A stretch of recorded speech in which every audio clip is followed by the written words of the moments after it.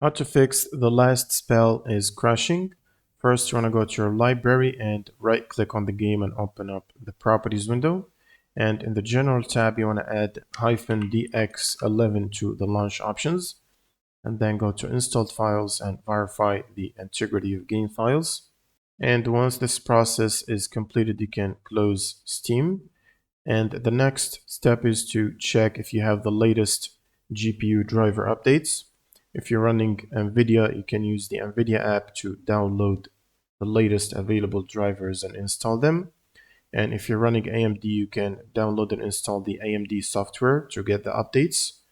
And once you've installed the updates, you will need to also make sure that you have the redistributables installed.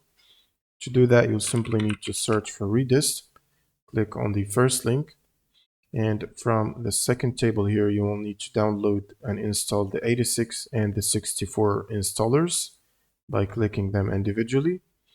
And once you've installed these, it will ask you to restart your computer.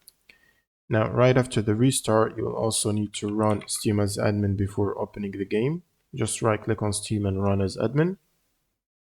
And then all you need to do is launch the game from your Steam library.